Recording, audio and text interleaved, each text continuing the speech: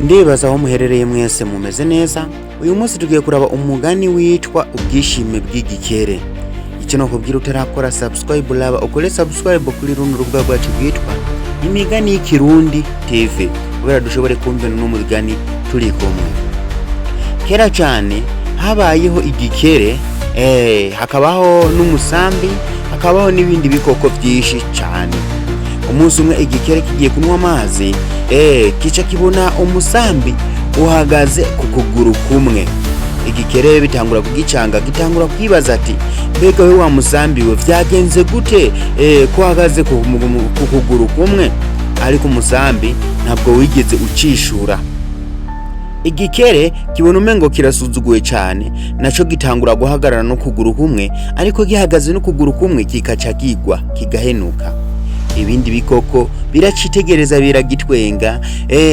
Urukwavu rutangura kuvuga ati wewe gikere ntabwo ushobora guhagarara ku kuguru kumwe, reka kwigira umuhatari.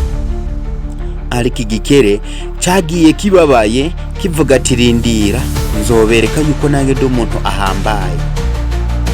Uyundi munsi ushitse, igikere gihamagaza ibikoko byose, gitangura kuvuga ati rero uyu munsi ngoma ndabereke uburyo ndibuze kuguruka.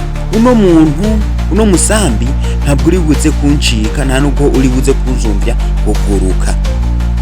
Igikere kibwira umusambi ati banza uguruke nanje ndaguruka mu nyuma.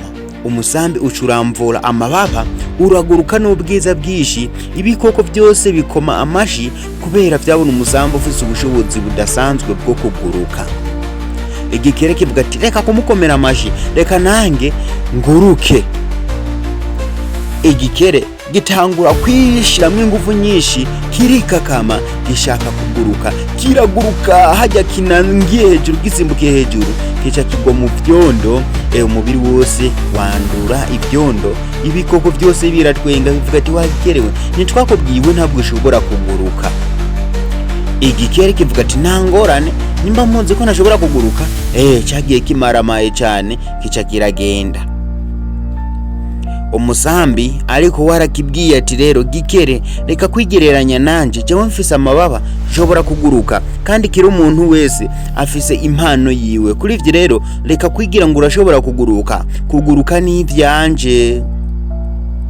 Igikere cyahise kigenda.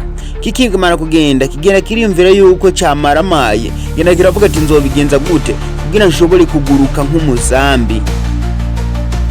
Ciyumviriye kibona umengo ntabwo bizokwigera bibaho, kubera umusambi niwo ufise amababa, naco nta mababa gifise. Kivuga ati rero ntabwo nshobora kuguruka nk'umusambi. Cyavyiyumviriye mu bwenge. Umunsi umwe haca hatera imvura, amazi araduga ava mu biyaga, amazi atangura kumena, ishamba ryose ryuzura amazi, ibikoko bitangura guhunga muri iryo shamba byahora bibamwe. Ibikoko byose bikimara guhunga, harimo ibikoko byananiwe guhunga nk'abana b'imparage. Wa musambi kubera wagendera mu birere utangura gufasha ibindi bikoko uzuraterura ugurukana ugenda gushira ahantu hameze neza. Ariko umusambi haraho wananiwe gushika kubera nk'abana bari bamaze kugwa mu mazi. Umusambi ntabwo wari gushobora kwinjira mu mazi kugira ushobore kubatabara. Muri uwo mwanya igikere cyahise cinjira amazi kigenda gutabara abana b'impongo, abana b'ibikoko byose. Ibikoko byose byari mu mazi birimo biranwa amazi, birimo birasoma nturi. Igikere cyaratabaye ibikoko byinshi, hanyuma ibikoko byose bikomera amashi igikere.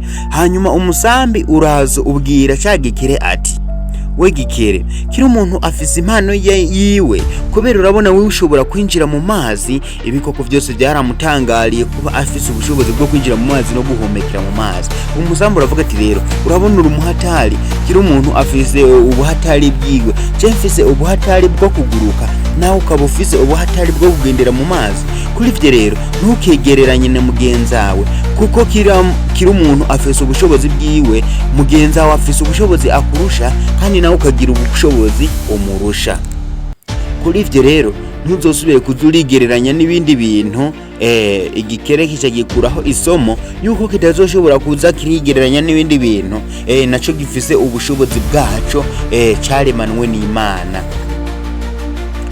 Ndibaza mwese ino nkuru mwayumvise, wayikunze ukore subscribe, nubwo utoba wayikunze ukore subscribe, kuko hazoza izindi nkuru ziryoshe, kuko hano ni Imigani Kirundi TV. Kora subscribe, like na share, uzoba ukoze.